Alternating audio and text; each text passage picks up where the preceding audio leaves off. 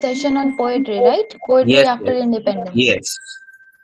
Post-independence. All right. We Yeah. are I ready think to we are go good. now. Yeah. Um, all right. Uh, mm, Very good evening, dear participants. Uh, Today we have the 38th lecture of the NetSet mentoring series. And today we are having with us Dr. Bhakti Vaishnav. Dr. Bhakti Vaishnav is an assistant professor at Government Arts and Commerce College, Jadar in Gujarat.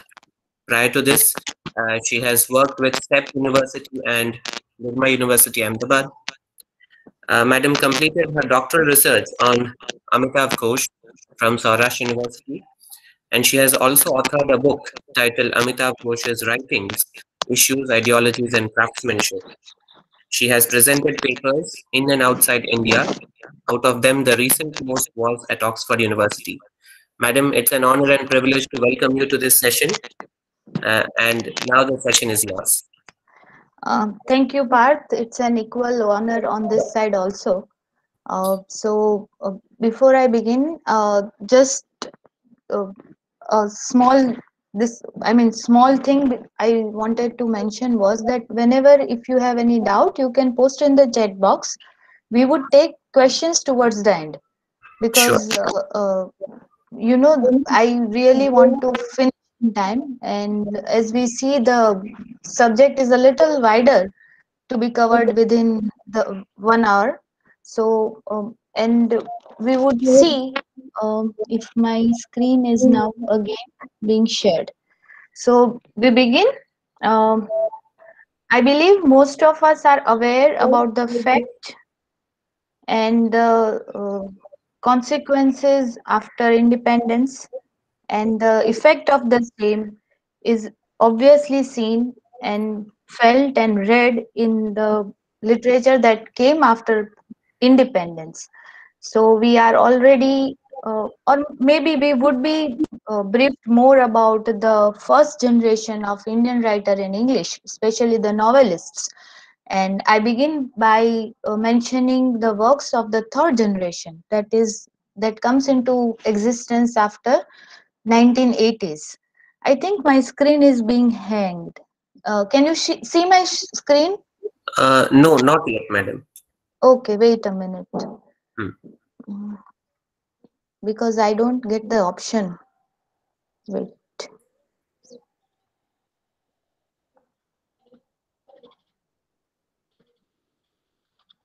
Yes, now it is being shared.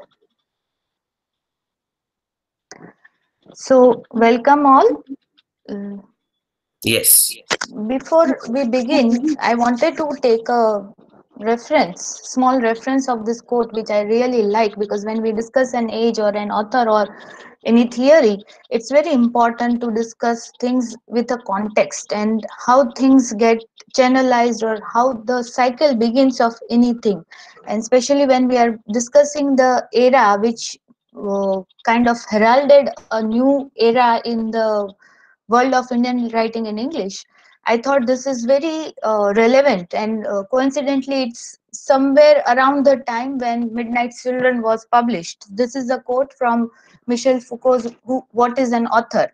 As a response to Roland Barthes, we all know that it was in response to Roland Barthes' essay, The Author is Dead. So he says, in the sphere of discourse, one can be the author of much more than a book. One can be the author of a theory, tradition, or discipline in which other books and authors will in turn find a place. So this is what we are going to discuss, that how this authors in individual capacity have sort of started a sort of theory of third generation writing in English, or a tradition, or a kind of practice that they followed, and the others of after them were to follow. So let's take a look why this decade is so important. We all know obviously that the publication of Midnight Children is there, but from the Indian perspective, we also need to understand that within this same decade, we had no less than six novels written in English getting Sahitya Akademi Award.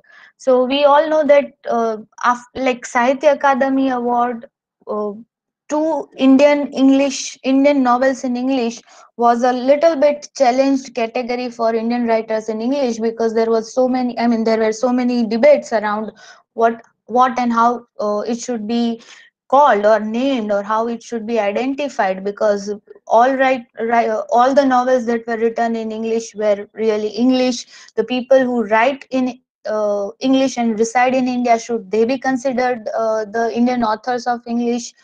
I mean, we know the challenges and the debates around it. But if, as we see from 1982 onwards, uh, the debate seems to have subsided, and the Indian novel in English was sort of recognized and accepted, or sort of gelled into the world of Indian literature. So, like Sahitya Akademi, we had Arun Joshi winning the Sahitya Akademi for The Last Labyrinth in 1982, followed by Nayantara Sehgal. Rich Like Us, many of you would have it in your syllabus when you were students, either in UG or PG.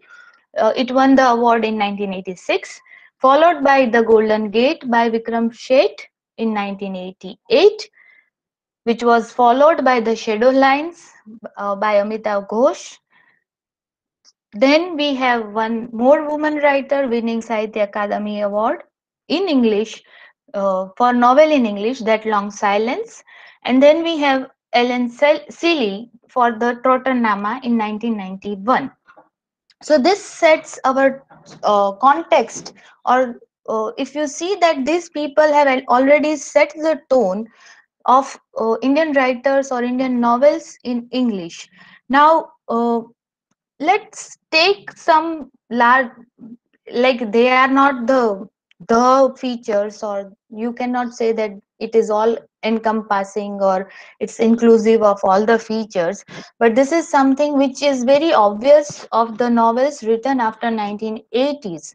So first of all, we come to the feature of language. Now, we all know that during independence, I mean, struggle, the freedom struggle, right from the time of Toru Dutt, or say, we come from there, we come to Aurobindo and Tagore, and then we come to Raja Rao, and we come to Kanthapura. Kanthapura's forward set the tone for probably these writers who wrote after 1980s, wherein he emphasizes on the use of Indian language or Indianness in writing in English. The novel's language is being discussed in the forward in Kanthapura, and as a practice, it gets reflected with the publication of Midnight's Children in 1981. So the language that was, like, we were very conscious as writers. We as, I mean, I don't write, but the writers who wrote in English before 1980s, they were very conscious about the fact that they are not native language speakers, and that's why they were really very uh, particular about usage of the language and the way language should be written in the novel. Most of the time, some people say that they were mimicking or imitating. That allegations are always there. I'm sorry for the spelling of chutnification which I see now, but the characteristics of the language that is being used in the novels after 1980s, if you pay attention, it has become a very sort of playful usage of language. They play with language. It's hybrid. It's irreverent of the rules of the standard English usage. They are not following, or simply they don't care about how king or queen uses English. If we borrow the term used by Salman Rushdie, the language is more of a chutnification. So you have English coming into picture. uh, it's not just Rushdie, but if you read other authors like Amitav Ghosh or say Vikram Sheth, you will see many Indian words being used without having any glossary there. And when we discuss the authors individually, I will give more examples of this sort. But just for our background, we should know that these authors, they feel that like we as Indians, when we were reading something, or like, the world has become so inclusive, especially when it comes to Ghosh. And if you read his interviews about the not having given glossary, especially for the Ibis trilogy, wherein he uses so many other languages, even the dialects and the language used by the Lashkars, the sailors, during 90 beginning of the 20th century. So his answer is that basically, if we pay attention to the growth and history of English as a language, it has been always very inclusive, and it has borrowed so many words from all over across the world. So there is no point in debating the or thinking about the point that English, you cannot use a particular word in English. English has always been inclusive. And secondly, they don't care if you are not from India, and if you want to know what the meaning is, look it up for yourself from the dictionaries. They are not going to give you glossary, or they are not giving going to give you meanings in italics. Even the words that are used either in Bhojpuri or in Hindi, or some Firang words of Hindi English mix, they don't even put it in italics. So the justification of language is clearly seen in the works after 1980s. Uh, as John Mee calls it, it's liberation from colonial straitjacketing. So there is lot, you can see there, the authors, the novelists, they are making a lot of experiments with the form, they are experimenting with the theme, and they are coming out of the shackles of colonial. Uh, Not just in terms of themes or in terms of form, but in terms of representation. So when we discuss the issue on post colonialism, maybe we'll come back to this point again, but we want to begin our discussion with the fact that this generation, they belong to the world where they were born and brought up in an independent India, who got education in English, most of them. So they were exposed to the world of English literature right from their childhood, and for them it was not a second language. Secondly, they don't suffer from this consciousness that they are not native speakers, or they are not writing in their native language. They are using English language as their own. So that's why the experiments that you could see in the language part is also one way of coming out of this colonial straitjacketing. Meenakshi Mukherjee calls it as liberation from the anxiety of being colonized nation, or being a writer of a colonized nation. These writers, they they write very confidently. Their writings are post-colonial writing. They are kind of rewriting or revisiting the histories written by the colonial masters from various point of view. They are again, uh, in the if you look at the authors before their generation, you would see that there is a kind of continuous anxiety or consciousness to prove India as one entity, to prove India as a nation which is, the, uh, like, it was still this kind of a hangover. I'm sorry to use that word, but it's an hangover of the literature that started being written by the freedom fighters, to to showcase India as an ideal nation, or the humanism of, say, Mulk Raj Anand, or you take any author, and you would see that there is this anxiety of posing oneself as against the colonizers, and proving one's own identity. These authors are kind of out of their anxiety, and they are very confident when they are writing about it. So like, there are plenty of interviews available of Rushdie, or say Vikram Sheth, or say Amitav Ghosh, or say Shashi Tharoor. You would see that they are actually, especially Shashi Tharoor, who has written so many things in terms of non-fiction against the colonial masters. So this generation of authors, they are highly confident, and they are ready to post, I mean, ask questions, raise questions and raise questions against what is happening in the nation itself, what happened to the nation. They are asking so many questions and representing the realities of the nation.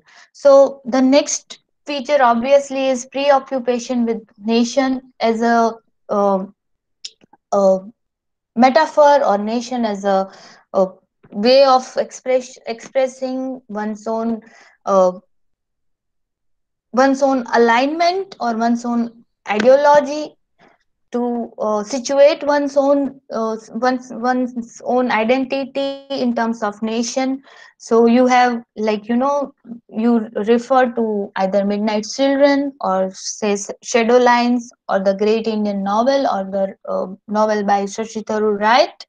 All these novels, they revolve around the concept of nation. In fact, in the Shadow Lines, Ghosh questions the very concept of nation and the way borders are drawn across the world. So this novelist, they are basically, they belong to a very cosmopolite world. So they are not so staunch nationalist, but at the same time, nation is a continuous concern with all these writers. Why this continuous engagement with the subject of nation? Because uh, anything that happens to a generation is generally reflected in the field of literature, and so happens in the cases of these authors after 1980s. There was a If you look at the changes that happened during this previous decades, there was a growing disbelief in the Nehruvian ideology, and the splinters of old frameworks could be seen everywhere. So now, like, there was a decade that was staunchly in favor of socialism. There was So in politics there were so many incidents that were taking place. So once we got independence, then we had to settle down. Once we settled down, we followed one person's ideology. Then, like, there were so many challenges, so that particular person's ideology could not answer obviously all the questions. So there was growing disbelief in Nehruvian ideology and the splinters of old framework, in terms of, the ideas that were given by freedom fighters. For some, they were not working. Secondly, the concept of traditional secular was being broken. um, you could see that people were becoming more cosmopolite. So the traditional frameworks were, in terms of culture, in terms of societies, were also seen. There was a realignment of power in terms of the class system. There was an emergence of new middle class. So, and the education was being provided to many. So, like, the rise of literacy and all these elements, they were also bringing in this change. So there are many references in the novels of this time about the class and all these characteristics that I already mentioned. But I particularly like this small and sweet quotation from A Suitable Boy, which says that history is against our class. Here, basically, the class is middle class. So you could see that the new middle class that was emerging was highly educated. Secondly, they were aspirant, they were being successful also, and they were questioning so many things. So this was one of the point of reference through which they were looking at the nation. Um, more One more element of these novels are that they talk about the stories of the other. The representation of the other takes the central stage in the novels written after 1980s. So you would have um, novels like Circle of Reason or Tottenham or The Glass Palace. You take many novels, and most of them fall into this category where they talk about the other. The other, in the sense, they are trying to bring in the voices which were not represented or not being talked about in literature. So you have, for example, Ellen Seeley writing about the Anglo-Indians' history in Trotonama, and bringing in the perspective of Indo-Anglican people in the history of India. which cannot be overlooked. And being a colonized country, we have a certain way of looking at it. And once we read this work, we kind of get an idea of how these people lived, or what were their role, or how they negotiated with the changing reality in India. There is a conscious rewriting and revisiting of history, as I already said. uh, these novels, obviously, because they are being written in the postmodern world, and these authors, most of them were informed of various theories and practices across the world. So they, you could see postmodern elements in almost all the novels. You have meta narrative almost everywhere, you have parody, you have pastiche. You can see that this novelist, maybe consciously or unconsciously, uh, bringing in the ways of narration from the Sanskrit literary tradition, uh, or say some people call it postmodern outrightly, but it's a very innovative in its form, the entire genre. And that is why the next feature obviously is that they are very innovative in terms of the form. So you have Golden Gate, an antique land, or Riot. Riot is very remarkable in the sense that uh, it directly prints somewhere in between. You would see the cables that were sent in 1984 during the riots that took place in Khargaon in Madhya Pradesh. There are direct, I mean, the newspapers, as it is, the clippings are published or printed in the novel as it is. Golden Gate, we already know that it's a form of novel which were not thought of in Indian writing in English before Vikram Sheth. At least I do not know about any other novel which was written in this manner. An Antique Land is a very baffling form for many people. Some people like to categorize it as a travelogue. Some people call it uh, a fiction. Some people call it a mixture of the two. So basically, there is lot of experiment happening in this phase in Indian writing in English in terms of novels. So we would take up the first person as Vikram Sheth. Obviously, Vikram Sheth won the award first. That's why I have kept him first. Otherwise, Booker Prize winner Rushdie should be there, and Rushdie is the one who is believed to have started this whole thing. But let us begin with Vikram Sheth. What is remarkable about the writing of Vikram Sheth? Now, before I go into the details, let me make myself a little bit clear here that we don't have time to go through all the novelists after 1980s. So I have limited myself to these three authors, but we can discuss them towards the end if we have the others, if we have time.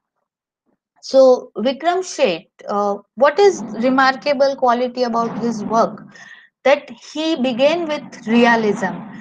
Realism in terms of realistic depiction of Indian cultural events, intersegmental relationship of Indian society, Hindu-Muslim amity and animosity, post-partition, paranoia and distrust, the Zamindari abolition bill, social cultural reality of the local.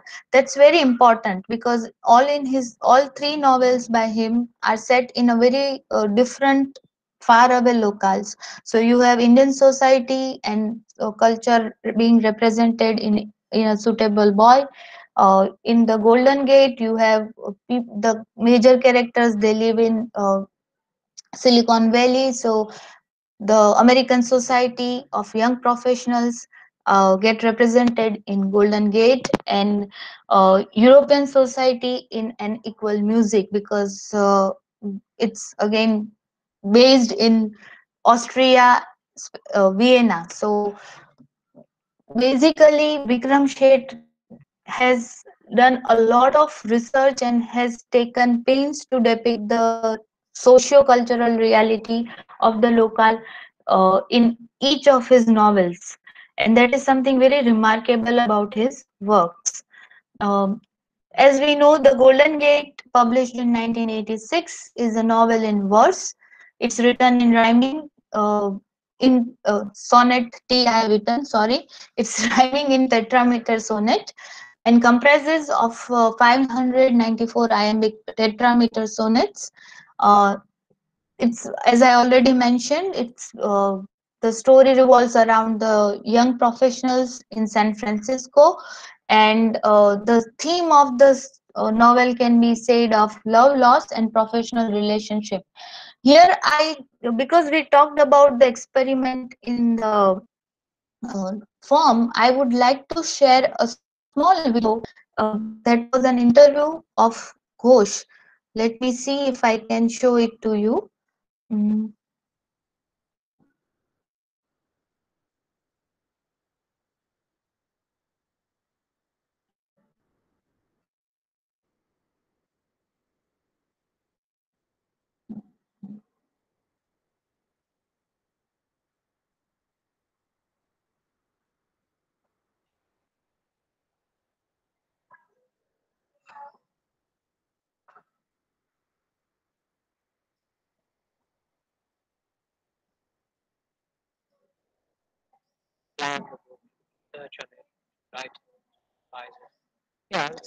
Is it audible?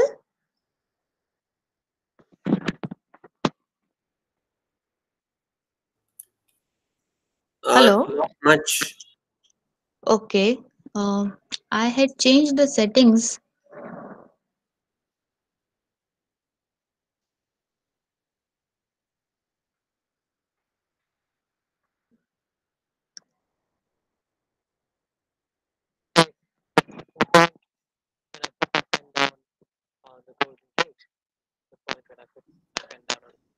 It's still not audible, madam. Not audible? Okay. What should I do? Because I have increased the volume here and I have increased the. If you can copy the YouTube link and share it in the chat box. Yeah, I can do that. Yeah.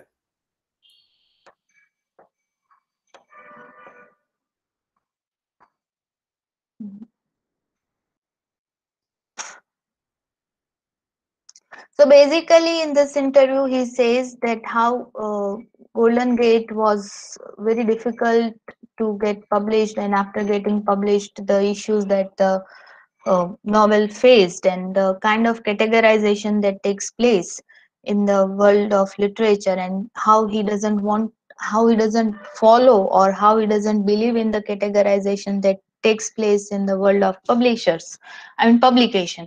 So that's it. You probably can watch it later on.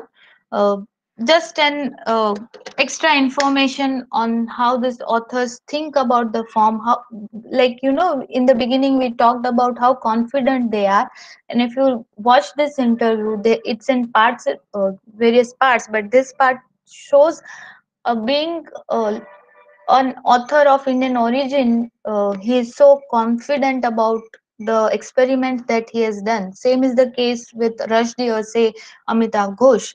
So going back to our presentation once more, uh, as I said, A Suitable Boy is often called the War and Peace of Indian. I think one slide is missed. Yes.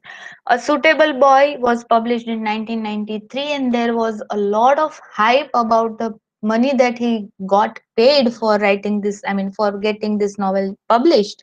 So, Madam, I think I've forgotten to share the screen. sorry. Oh, let me see. It's not being shared. I thought it's being No. shared. Mm,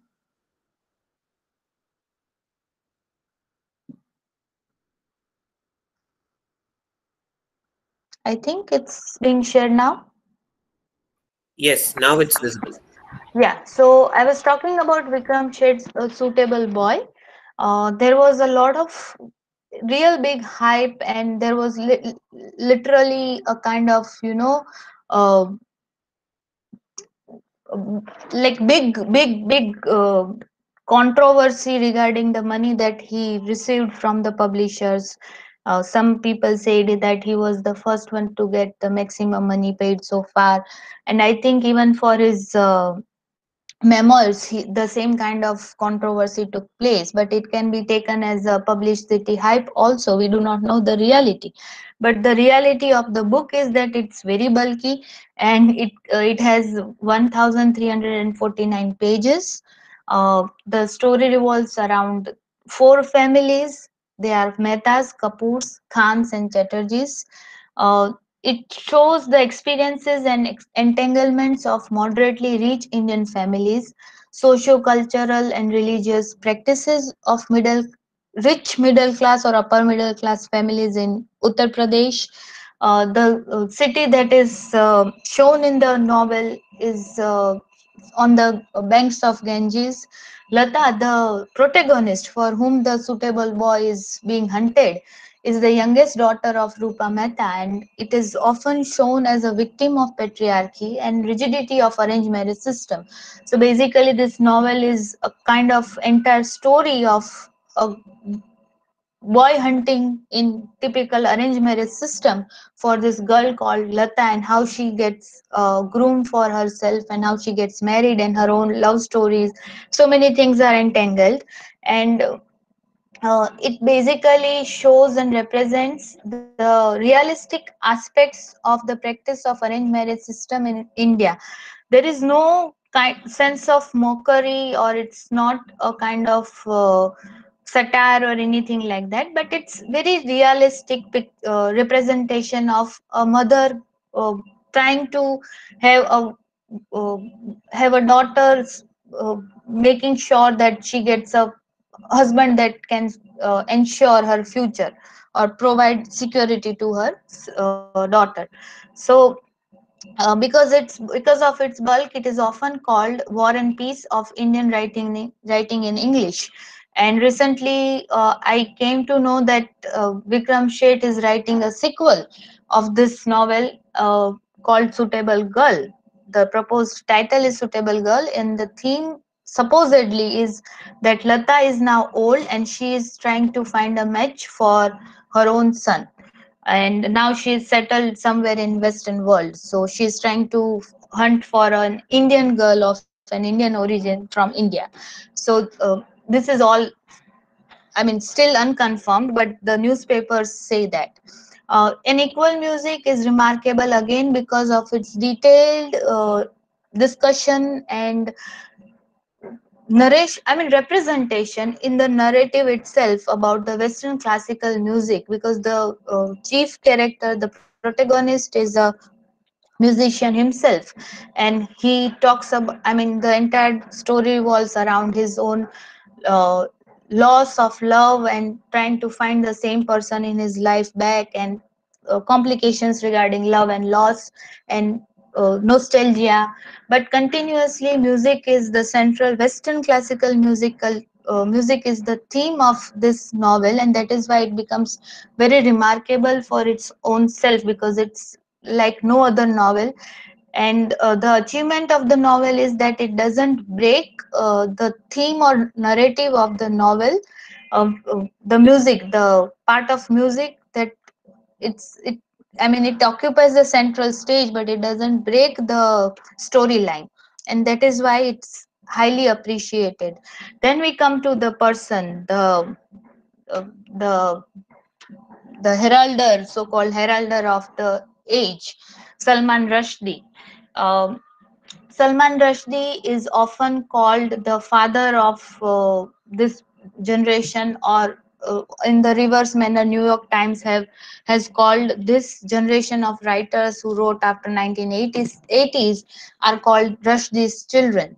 Or there is this the term called Rushdieite or Rushdie-esque that has been implied or uh, practiced or applied to the novels written after 90s to describe the elements that we already discussed, obviously are present in Rushdie's novels. So like the features that I discussed in the beginning, almost all the features are present in Salman Rushdie's writing.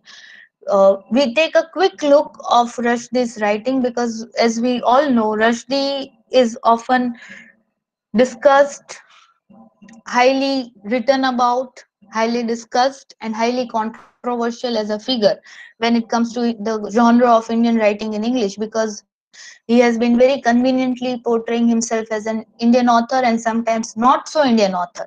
So his position is very shaky, but nonetheless his contribution to Indian writing in English is very massive, and we cannot neglect the fact that it was because of Midnight's Children the new era in English writing in India had begun rather. So the Midnight's Children, what's the speciality of Midnight's Children besides magic realism or the engagement with nation or the language part or the technification, continuous discussion on the class, the splinters of framework, all this are present in Midnight's Children. But it's the novel gets the credit of introducing the term tradition of nations Roman, how the nation comes into existence and how it grows of and reaches to an age is the major theme of Midnight's Children, and that's why it has got the credit of introducing the tradition of nations Roman. Shame again is an allegory, political allegory and history of Pakistan, where the major characters are, being represented are Zulfikar Bhutto and Ziaul Haq, and the siege of military over the prime minister and uh, the lady. Who is she? I'm forgetting the name. Benazir Bhutto is portrayed as the lady with iron pants. So he actually makes a lot of fun out of the whole situation, but at the same time it's a satire and a kind of representation, unedited representation of what happened in Pakistan's political history.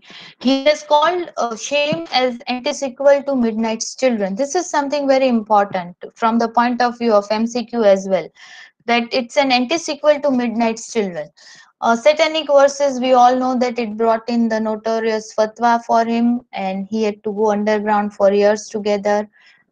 There was this big issue and big debate about the freedom of speech and separation of voices and creative writers license to write. All these issues took place because of this novel.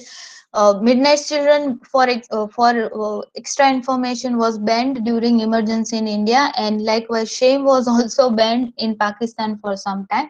Satanic Verses was banned at many countries, including India.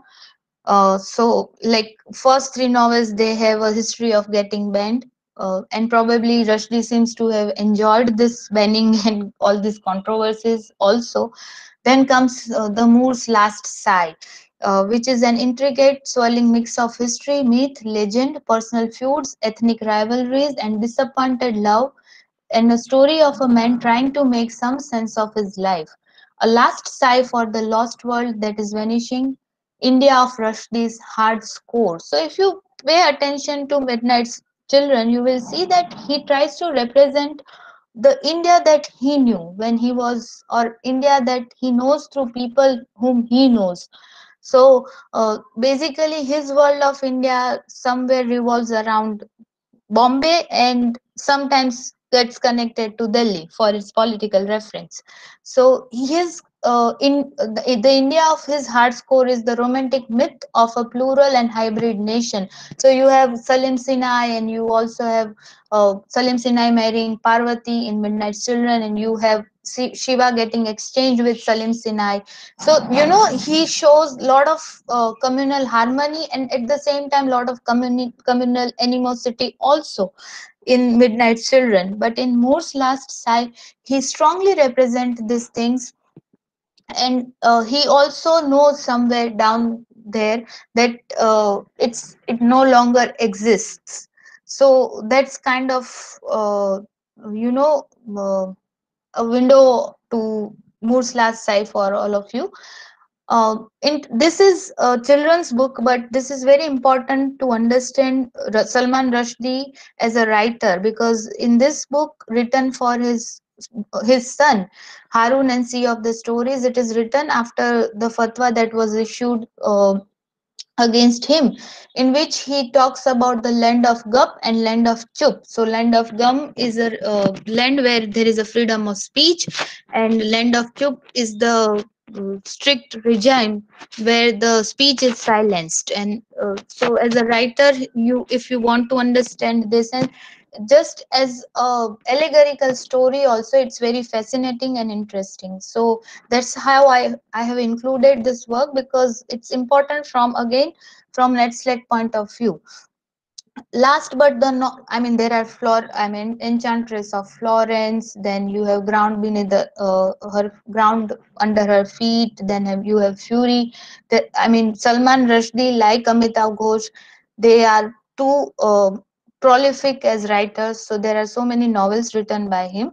So I thought we would conclude his discussion with the discussion on Quixote rather. It's very difficult to pronounce, and you have to really go online and search for the origin of the word and the why he has chosen this title and all this stuff. It was shortlisted for Man Booker Prize in 2019, along with Margaret Atwood's Testament and Amitav Ghosh's Gun Island in 2019. All these people contested for the same prize. So Quixote is again a kind of world where he represents a multiverse. So it's a kind of play and rewriting or reimagining the Cervantes's work, and that is why this illusion allusion to the title itself, and he has played with the word Quixote and has made it Quixote. As we already discussed in the beginning, that magic realism is the major contribution of Salman Rushdie in Indian writing in English, and probably he has. We don't know because uh, it's never admitted, but magic realism was much more present during the earlier decade before he started writing. So maybe it's there. So maybe he got inspired from some writers before him, but it's very much there, and you see a lot of magic realism taking place throughout his work. Uh, Now, when we are discussing the major contribution of Salman Rushdie and the way Salman Rushdie has been treated in India, in the history of Indian writing in English by the critics, we have to take a note of the opinions by other writers or critics like John Mee, who says that definitely Midnight's Children heralded a new era, but you cannot give all credit to just one writer. So Salman Rushdie for him is a more a sign of the time than their creator. This is very important, because if you pay attention to the fact, whether it is Ellen Seeley, whether it is Amitav Ghosh, Vikram Sheth, Salman Rushdie, Nayantara Sehgal, all of them are very informed, highly educated, very cosmopolite writers who were aware about or aware and had resources. So they were informed writers, so they are the products of their time, and they are begin I mean collectively they brought in this era of new era of Indian writing in English in terms of novel writing. Then we come to Amitav Ghosh. I have not included the non-fiction writings of Amitav Ghosh because our topic is novels. So, but if you want to see, there is a clear-cut relationship between his non-fictional writing and the fictional writing. Uh, for example, if you want to understand Glass Palace, you would also like to read Dancing in Cambodia and At Large in Burma, or maybe if you want to read Gun Island in a better manner, you would probably like to refer to The Great Derangement. So there is a sort of linkage between his non-fictional world and fictional writing, and Antique Land is directly linked with Imam and Indian, wherein his original essay on the slave of MS6, which he had written as a part of his PhD thesis for his PhD in anthropology. Anthropology. By the way, for everybody's information, most of you probably know that Amitav Ghosh is a trained anthropologist and a journalist as a professional. I mean, in the beginning of his career, he was a journalist. And interesting common factor about some of the writers of this generation is they all did their studies at St. Stephen's College. So maybe this college has also something to do with the way they write. So Amitav Ghosh, that's why he practices in writing in terms of fiction and non-fiction as well. And both of them are, they can be read in with a sense of connection. You can see the references here and there. So we begin with the Circle of Reason in 1986. Then we discussed Shadowline already. Then there was Antique Land, Kolkata Chromosome.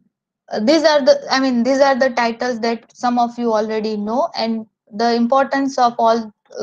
Also, I mean, the major elements or the remarkable qualities of all these novels probably is known by many of you. I would just try to bring your attention to something like, the shadow lines, uh, like the circle of reasons, sorry, the circle of reason, the shadow lines, and the Calcutta chromosome has been labeled together as Bengal trilogy by Amitav Ghosh by many critics. The Glass Palace has a, as I already said, has a linkage with At Large in Burma. You have Hungry Tide and Gun Island. If you read Gun Island, it's a kind of sequel to Hungry Tide. There are so many characters which are there in Hungry Tide that come and appear in Gun Island. So it can be read as a continuity of Hungry Tide. So where Hungry Tide ends, from there Gun Island begins. It's not the same story. The story is very different, but the kind of concerns that are raised on the uh, margins of Hungry Tide come to be discussed in the center in Gun Island. So that's how they get related. And obviously, Sea of Poppies, River of Smoke, and Flood of Fire. It's called Ibis trilogy because it and they are written. I mean, and the the entire opium war is covered in these three books, which are, I mean, together they make a very bulky site, but it's very rewarding as a read because it unfolds so many unheard, unseen aspects of Indian history as well, and especially the history of South Asia. The awards that he has won include Gnanpith Award, Sahitya Akademi, as I already mentioned, Padma Shri Award, and Arthur C. Clarke. Arthur C. Clarke was given to him for Kolkata Chromosome. Now, one more interesting fact about Amitav Ghosh, since we are mentioning awards, we should also know that he's one of the authors who had willingly declined the award of Commonwealth Literature. When his book Glass Palace was selected for the Commonwealth Prize in Literature, as soon as he came to know that his book is shortlisted, he had written to the committee because he said that it's a highly challenged and debatable category and he doesn't believe in it, so he had withdrawn his own novel from the prize. Um, so there can be an MCQ like this, that who among this have withdrew his novel from Commonwealth Prize. Sometimes uh, they can ask such questions. So the basic characteristics or the major elements of his oeuvre is that he deals with history and new historicism. So in shadow lines, you have World War II and the riots of 1964. They are being very closely linked with the lives of the individuals in the shadow lines. Then you have British colonization of Burma and the Great March of from Burma. Interestingly, we Indians do not know about it, but when the Great March of Burma took place, half a million people who walked all this way up on the long march, from half million people, 4 lakhs were Indians, and this history gets represented in um, the Glass Palace. The history part of Malabar, Sicily, Egypt, and Gulf War uh, gets represented in an antique land, wherein he discusses the history of Egypt, especially the entire way of colonization of the knowledge system that existed in Egypt is being narrated through this entire description and the history of the Tower of Ben Ezra, wherein the ancient or the medieval times paper or the records were kept and managed, and how Britishers took control of it, and what happened to it after they took over it. So that is part of history for you in an antique land. As I already mentioned, the Opium War and reshaping of South Asian borders in 1930s is the major preoccupation in epistemology. Research on malaria is uh, major occupation, or rather the theme on which the Calcutta chromosome is based upon. The time during which Ronald Ross was working on his research on malaria is the time for the novel as well, and the history we do not know about the ways in which Ronald Ross came to know about the cure of malaria, but the novel presents a different story, how Ronald Ross was helped by the local people to arrive at a conclusion for the cure of malaria. That's one history for you in Kolkata chromosome. A trade route during medieval times from India to Italy via Turkey and Egypt is the history part for us in the Gun Island. Gun Island presents the story of Banduki Sardar. Obviously, when you read Ghosh, there is always one or another story that gets gelled in the main story, and the story of Banduki Sardar, the gun merchant. The title Gun Island comes from the character called Gun Merchant, and the Gun Merchant is the translation of Banduki Sarkar in Gun Island. So when we discuss, I mean, you if you read Ghosh, you cannot escape history part, and that is why he has been always asked this question about history. So he says, as a response to such a question in an interview, he has said that my essential interest is in people and their lives, histories and their predicaments. If history is of interest to me, it is because it provides instances of unusual and and extraordinary predicaments. So that's how and why he engages with various parts of history in all his novels. uh, Remarkable quality about Amitav Ghosh's novels is that the way he plays with time and space, there is always more than one point of reference for in terms of time and space. So the characters would generally move from this place to another place, physically, psychologically, and in many other ways. So it's Amitav Ghosh, as we all know, is an author who is demanding in terms of attention. You cannot simply sit, relax, and enjoy his reading just like that. It's not a reading meant for leisure, because he continuously seeks your attention, and you have to really keep a track of time. So he questions the borders of time and space in majority of his works. Most of his novels are non-linear in terms of time. So Meenakshi Mukherjee has said what she has said for Shadow Lines is equally applicable to other works as well. So she says that, I quote, time in the shadow lines can be illusory and concrete at the same time, and likewise, space can be fluid even when held solidly within the concrete scaffolding of a house or confined within the firm outlines etched as a national boundaries on a map.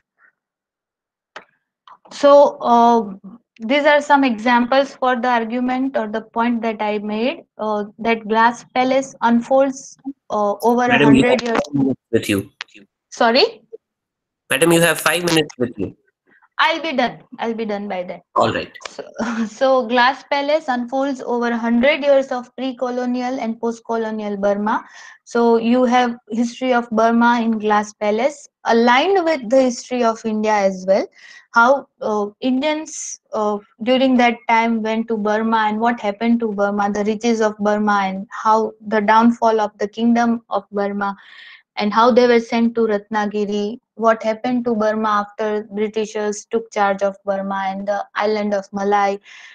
You also get to see the this is that pandemic of anthrax that disturbed that the two islands, and how the characters got affected because of this pandemic, and the final long march in which Rajkumar and his family come back to India on foot on this long march that we referred to history part in the previous slide. In the Hungry Tide, the space is divided, the local is divided between Sundarbans and America. You have some glimpses of Delhi through Kanai when Kanai and Piali meet before coming to Sundarbans. Kolkata chromosome is a mixture of space or local in terms of it represents America, Kolkata, and the visits to many places, small villages that Murugan, and because of Murugan went there, Antar following his track goes and visits there.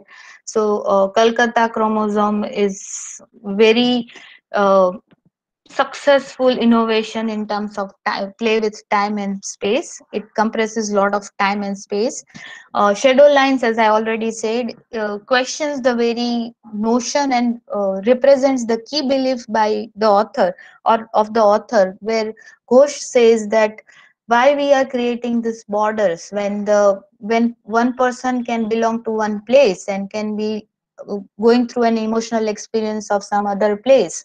And this is so true with these authors who have been born and brought up in one place and who have been living in some other country, and then they are working somewhere else.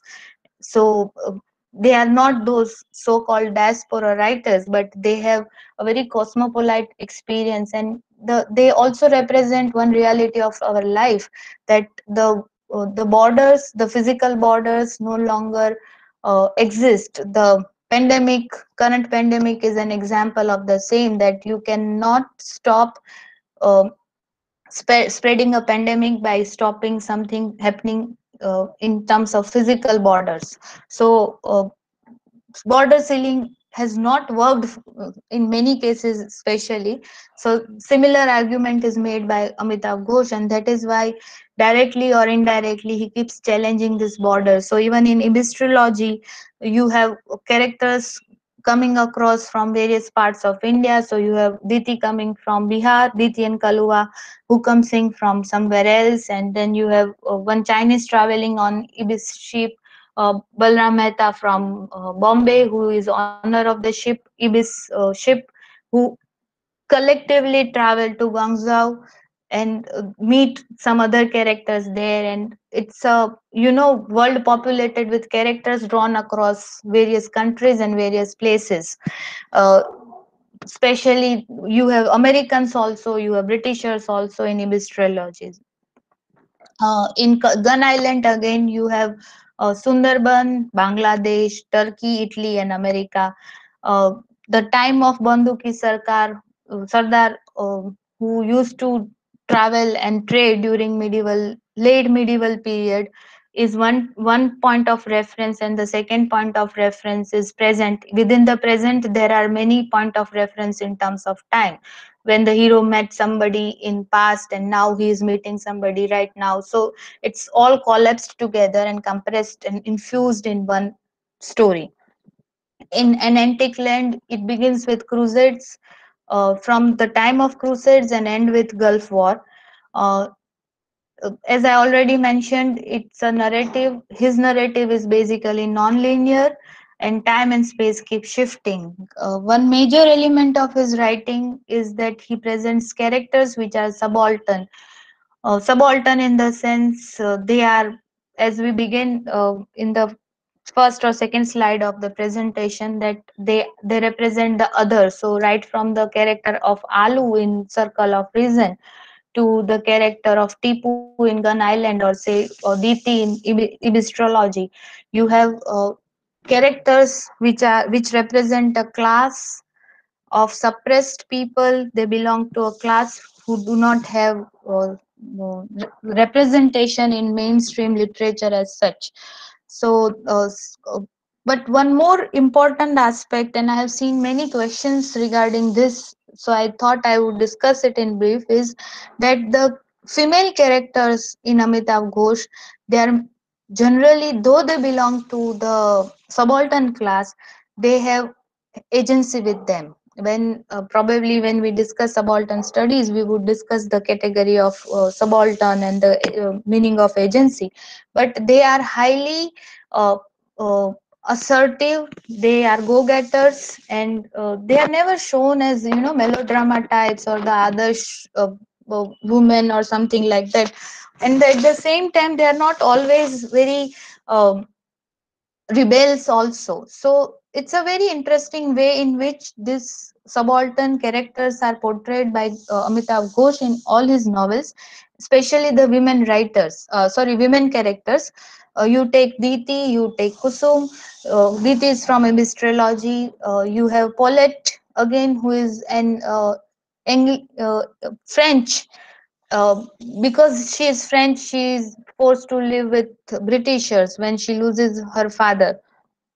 Then you have uh, Piali in Hungry Tide, or Kusum in Hungry Tide, Moina in Hungry Tide. Same Piali, Moina, and Nilima get. They reappear in the Gun Island. They are women with resources. They are women who want to make some change in the world. So they are working with a goal, or they represent women of our times. um, Glass Palace Dolly, though she is a servant, she is very strong character in terms of her, when it comes to leading her life and taking the decisions of her life. She is most of the time able to make her own decisions. The queen in the Glass Palace, Queen Supailat, she is also very strong and gutsy woman. So generally the MCQs are the MCQs that I have seen is that follow who out of following is a strong woman character by Amitav Ghosh, or Amitav Ghosh presents women as A, B, C, D. Such questions I have seen. That's why I just thought I would discuss this. Uh, I would end with these three conditions in which our current authors, or the authors of the third generation, as they are called, write their novels in English. The conditions are: it's a growing body of academic work on globalization, insists that in the face of economic and electronic homogenization of the globe, national boundaries are redundant, or at least no longer sustainable. The second is the random flow of global capital is accompanied by an unprecedented movement of peoples, technologies, and information across previously impermeable borders. The resultant condition of first two is forced contiguity, or overlap between diverse and mutually antagonistic national histories. This is Leela Gandhi writing about the conditions in which the contemporary authors write, and this is very much applicable to the authors that we discussed. There are authors like Ellen Seeley, which I have not discussed in detail. Shashi Tharoor is one of them, but as I said, we would not be able to do justice to all of them in 1 hour, so I have restricted myself with this three novelists. uh, Thank you, and if you have any questions, I would be happy to answer. Thank you so much, ma'am, for dealing in detail, in depth with these three important post 1980s writers, Vikram Seth, Salman Rushdie, and Amitav Ghosh. Uh, Participants, the session is open for questions. You may unmute yourself and ask, or you may type your question in the chat box.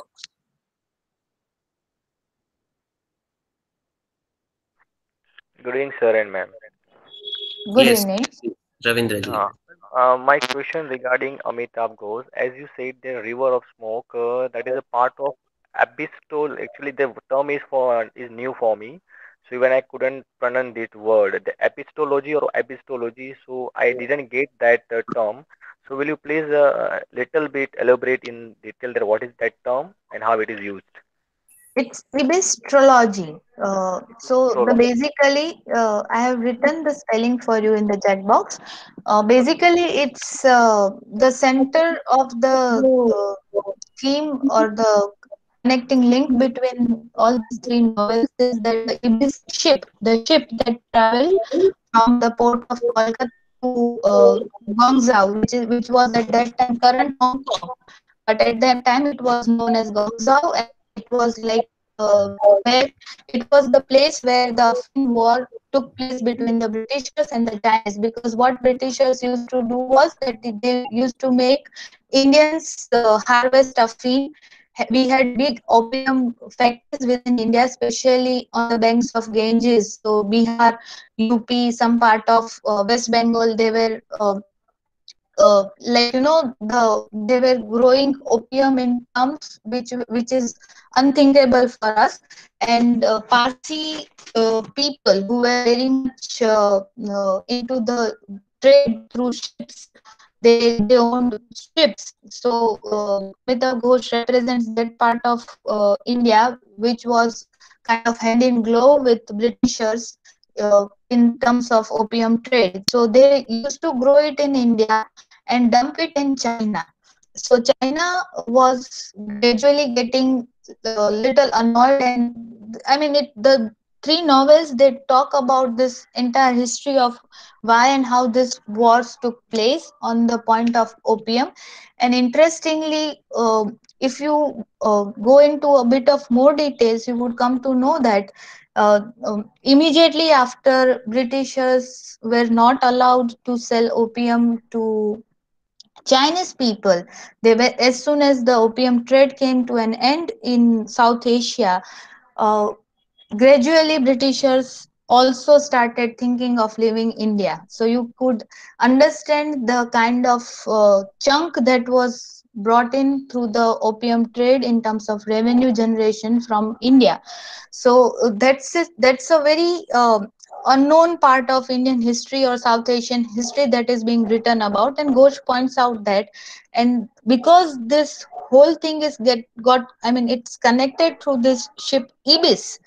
He has termed it as Ibis, and it's a real life ship that really sailed from India to China, and that is why it is called Ibis trilogy. He has reimagined things, but some facts are facts. Thank you, ma'am. All right. Yes. Any other question?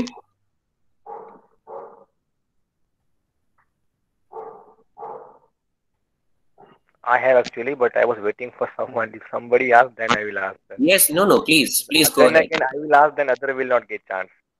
No, it's No. No. okay. Please Okay. go ahead. Ma'am, one of your slides, you have written history oblique new historicism. So Yeah, I have confusion. Then history and new historicism both are same term or there is different? they are very Uh, different. because as per my knowledge, the new historicism is a concept of Hitopodia coined by the Michel Foucault, and there are many terms he has given in that thing. So history and new historicism. So that's why I was That's why I confused. put a slash. That's why I put a That's why I'm slash. okay. Okay, okay. Actually, there is there can be two more lectures on how he treats history and how he gets involved with new historicism.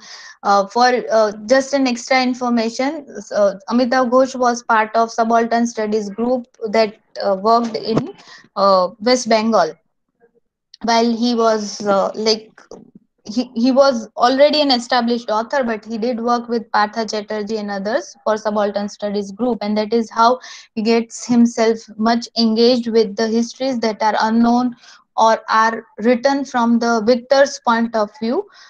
So he basically challenges the central or the mainstream discourse of history, and because that's how he practices new historicism. But I could not get into the entire discussion of how and why he does it.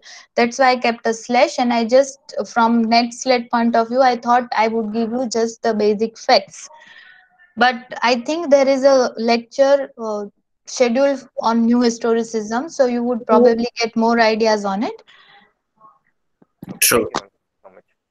Uh, Another question, if you want to take on Amitav Ghosh, madam, this will be third in a row. But Yeah, please. that's my question. In your thesis, you call Amitav Ghosh a writer in Derridian tradition, Yeah, and you say that there is this constant play of center to margin, margin to center happening with his characters. So, yeah. if you could please elucidate a little on that. Yes. That would probably get linked with the question on new historicism and the characters as well, because what happens is that this there is this big debate on, can subalterns speak, right? That if the subalterns space time, it keeps changing their identity, and whenever or wherever they are basically, they lack agency and they cannot speak. What Amitav Ghosh does is that he keeps showing people who are made and unmade through historical events. So you have characters like King and Queen of Burma, who are king and queen, so they are in the center of power, and suddenly they are crestfallen and they are shifted to Ratnagiri, and they are almost what is happening to Suu Kyi right now, that they are house arrest in India by Britishers. So they are provided with basic things and some token of pension also. But then they lose their power. So they become like a common Indian people when they are forced to live in India. On the other hand, you have character like Rajkumar in Glass Palace, who was an orphan and who travels to Burma and makes a fortune out of the trade of wood. And that also shows the colonial side of post-colonial argument of how Britishers exploited the natural resources of Burma, and how it was like India, it was left completely in shutters. The country was left in shutters. So why we call it, I call it a Derridian tradition, in the sense that he is aware and informed of the discourses that are happening in the world of theory, and he probably is practicing the same in his writing. So he's showing that margin can be made come to center, and the very way of situating one character or one power with somebody as an agency can be overturned overnight. So you have characters who continuously live in margin also, like for example Kalua or Diti, but they do not lack agency. If you look at it from the central or main point of mainstream discourse of power, you would say that Britishers were in charge, and the Parsis or the merchants, other merchants, or say for example other fellow travelers on the ship who were working for Britishers, they had power. But what happens is when it comes to uh, their own choices. For example, Diti getting a choice or an offer by her brother-in-law that either you marry me or you would be killed. She chooses to become sati. So she exercises her agency. And from the fire, she is saved, and Kalua takes her. And then finally, they end up on the ship. So they show a kind of agency. There is a continuous dismantling of the discourse of power. So the discourse of the caste that divides the possible union between Kalua and Diti is overthrown by their escape to the ship.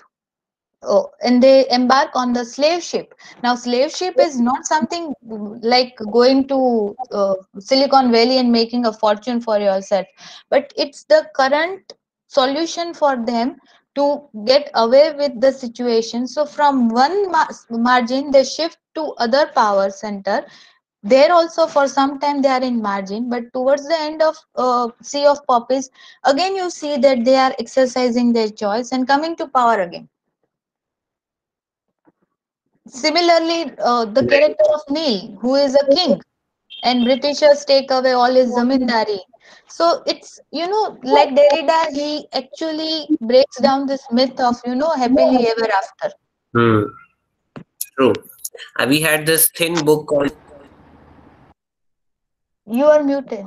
we had this thin book called Dancing in Cambodia in our Yes, syllabus. yes, So, yes. you have a country so very rich like Cambodia, Yeah, uh, which was shattered, and then Cambodia asserting itself through dance. yes. This is like again, I mean, I can interpret this as maybe a very very marginalized country again coming into or asserting itself towards the center, maybe. Yes, very true, very true. And it's my personal favorite because it represents in a very thin book the basic belief of Amitav Ghosh, wherein all his characters, the subaltern characters that we discussed, they are like the people in Cambodia who are trying to mend their life.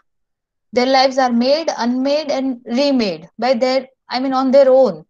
So, it's like, in the larger canvas of history, things happen.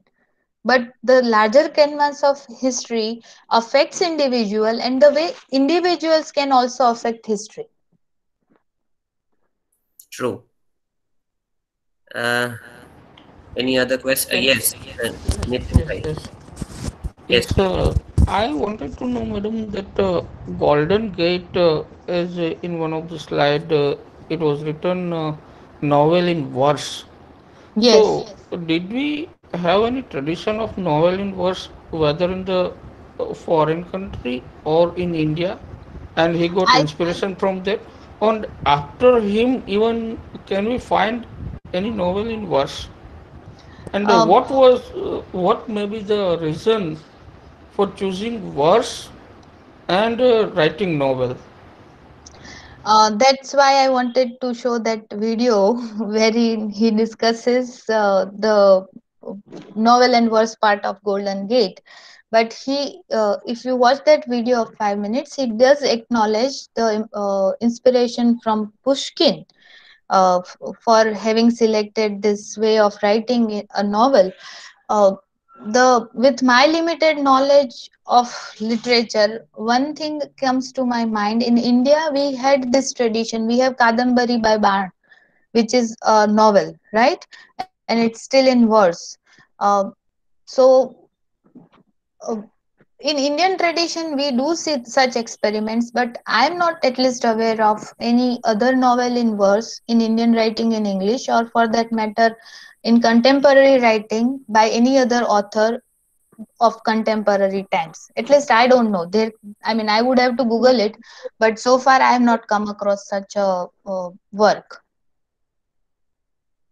And why he chose this form, only he knows. It's like Robert Browning, that when he writes, only God and poet knows, and then only God knows, that kind of a thing. So personally, I'm not. I tried to look it up, but I couldn't get much answer. But in his interview, this one, he vaguely refers to why he chose this, because he seems to believe like other authors of his time that there shouldn't be any barricade of forms also when it comes to expression in literature.